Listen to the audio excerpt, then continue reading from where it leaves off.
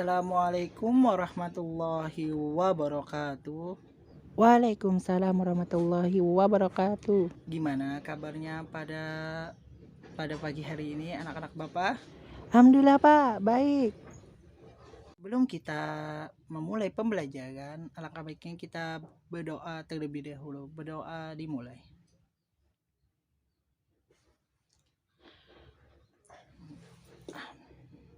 Baik, Bapak minta izin untuk presensi terlebih dahulu.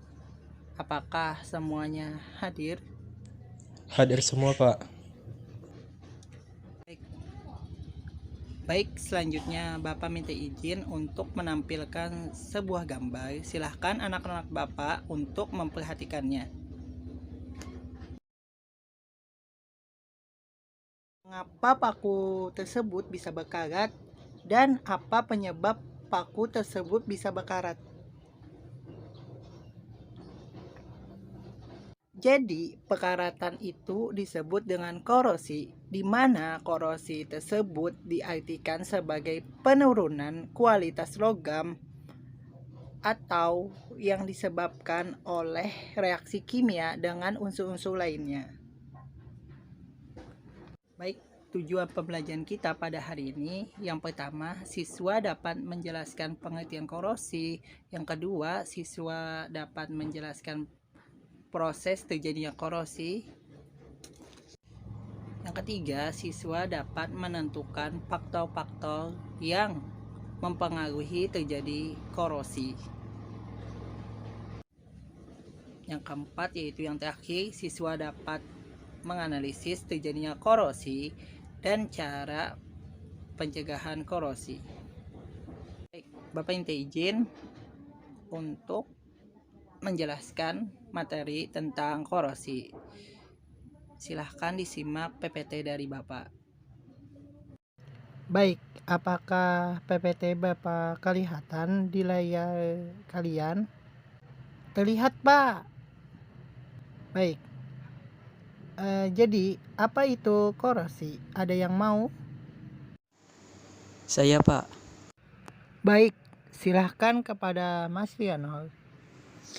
Korosi adalah reaksi redok antara suatu logam dengan berbagai zat di lingkungannya. Ia menghasilkan senyawa-senyawa yang tak dikehendaki.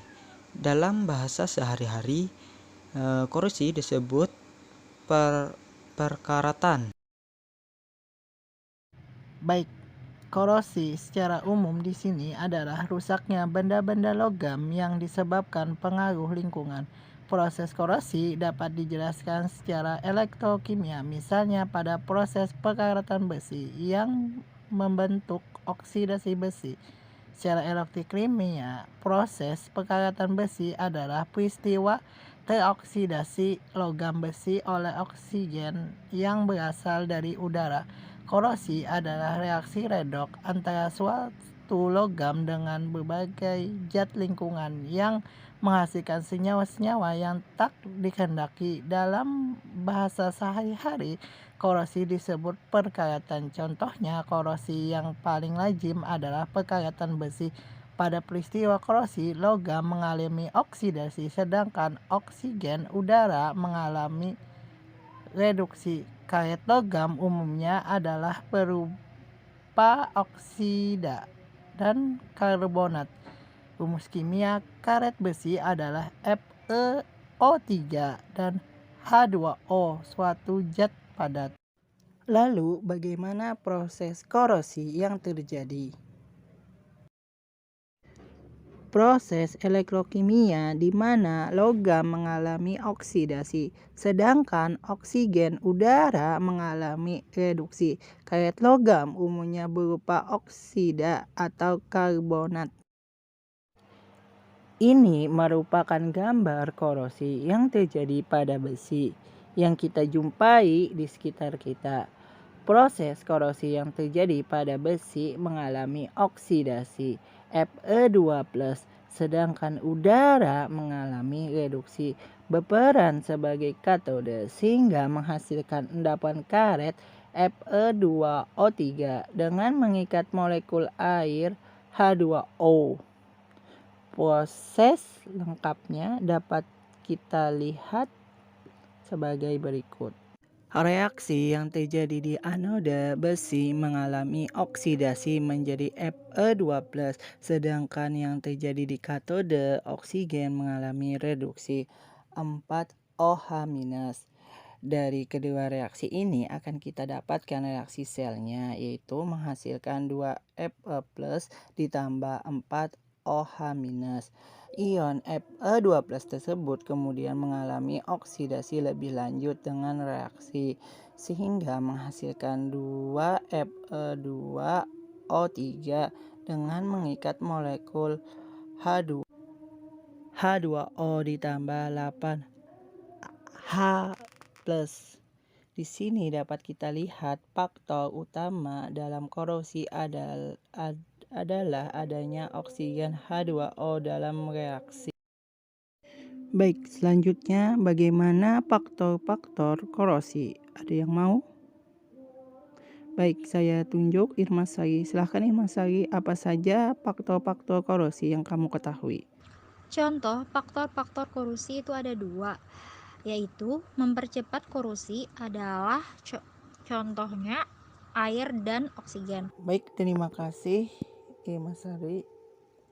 Baik, Bapak lanjutkan ya. Jadi faktor-faktor korosi itu, faktor penyebab korosi yang pertama air dan kelembapan udara. Dilihat dari reaksi yang terjadi pada proses korosi, air merupakan salah satu faktor penting untuk berlangsungnya korosi. Udara lembab yang banyak mengandung uap air akan mempercepat langsungnya proses korosi. Yang kedua, elektrolit atau asam garam, di mana merupakan media yang baik untuk terjadinya transfer muatan. Hal ini mengakibatkan elektron lebih mudah untuk diikat oleh oksigen di udara. Air hujan banyak mengandung asam, sedangkan air laut banyak mengandung garam.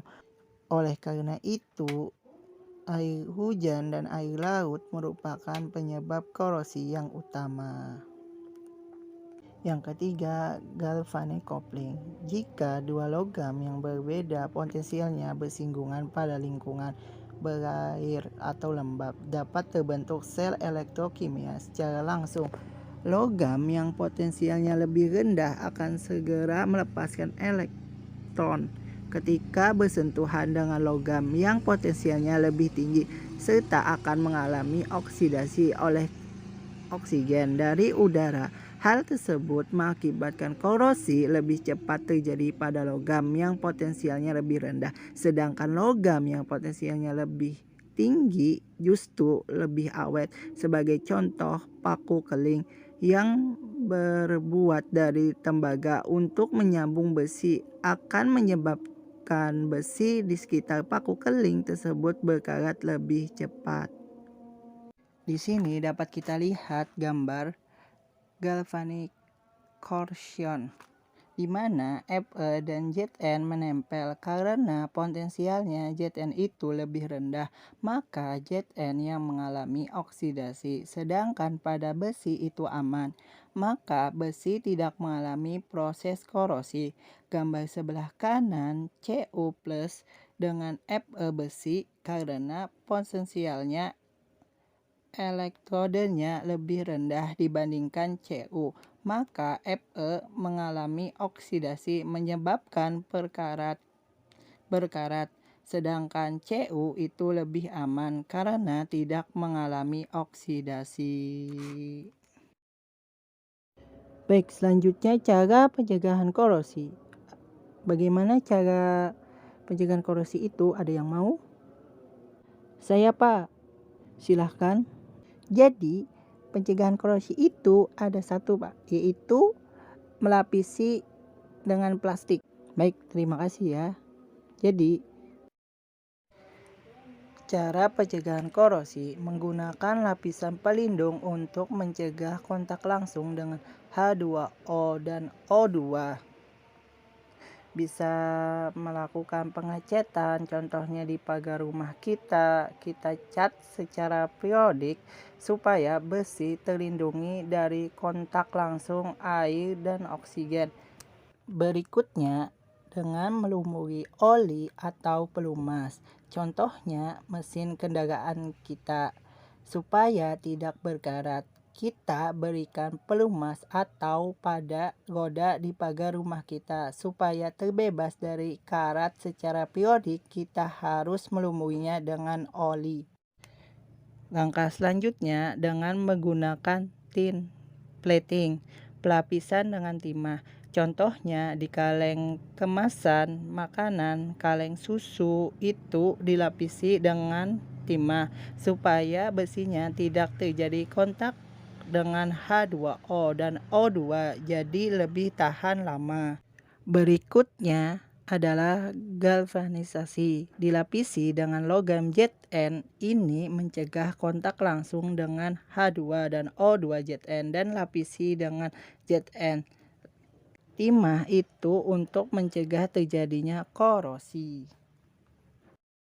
Berikutnya yaitu menggunakan pelindung katode. Penggunaan logam lain yang lebih reaktif sebagai anode korban. Contohnya sebagaimana kita melindungi pipa besi yang ada di dalam tanah, maka pipa besi itu ketika penggunaan sebagai katode, kemudian kita hubungkan dengan logam magnesium yang berperan sebagai anode. Anode yang dikorbankan magnesium memiliki nilai potensial yang lebih rendah dibandingkan dengan besi, sehingga ketika mereka dihubungkan maka yang mengalami itu anode. Mg mengalami oksidasi akan memberikan ke pipa besi. Dari terjadinya reaksi oksidasi, sedangkan magnesium semakin lama semakin habis karena mengalami oksidasi. Hal yang sama juga dilakukan pada tiang-tiang digunakan untuk menara sutet, menara yang besar-besar untuk berkomunikasi, karena di tiang tersebut terbuat dari besi dan diletakkan di luar ruangan, maka sangat rentan untuk terjadinya korosi. Terpapar oleh oksigen air supaya dia aman, maka diberikan pelindungan katodik, ditempatkan logam magnesium atau logam lainnya yang lebih reaktif, lebih mudah mengalami oksidasi dibandingkan besi. Semakin lama logam yang dijadikan sebagai anode korban itu akan habis, kemudian secara periodik digantikan supaya tetap bisa melindungi besi dari perkaratan. Baik, sampai di sini adakah yang ingin ditanyakan dari anak-anak Bapak? Tidak ada, Pak. Baik, tidak ada ya. Lanjutkan. Baik, minggu lalu sudah Bapak kasih tahu ya bahwa pada hari ini kita mengerjakan LKS. Silahkan dibuka file yang Bapak bagikan LKS tersebut. Silahkan didiskusikan, boleh membuka buku, boleh membuka internet atau referensi yang lainnya. Silahkan. Apakah ada yang sudah? Sudah, Pak. Paku, kaleng, rantai, sepeda, gunting, dan cutter.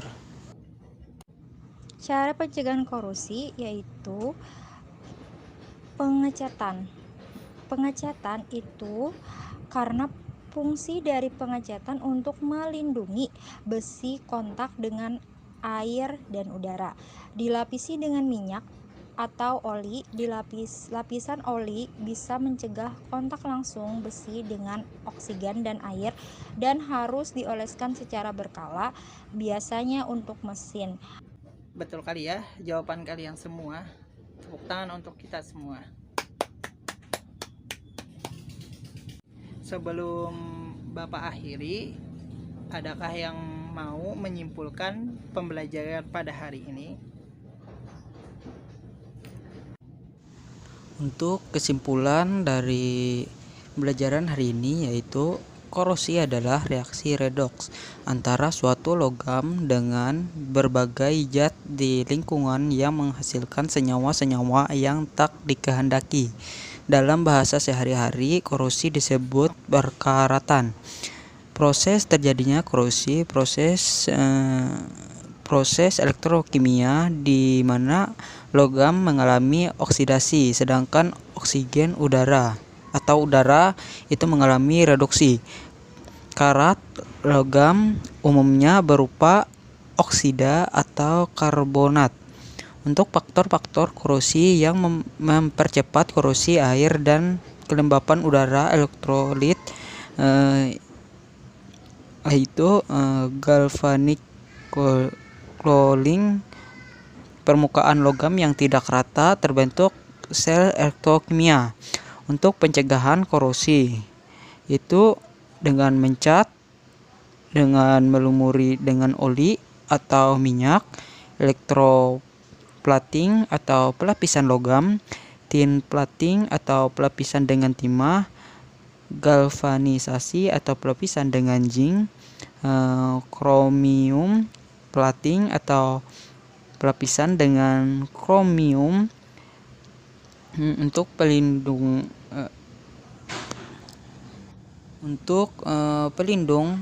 katodik itu menggunakan magnesium. Terima kasih kepada Mas Leonel yang telah menyimpulkan pembelajaran pada hari ini. Baik, itulah kesimpulan pada pembelajaran hari ini. Baik, untuk penugasan sudah Bapak share ya ke grup WA kita. Dikumpulkan pada minggu depan. Cukup sekian pembelajaran pada hari ini.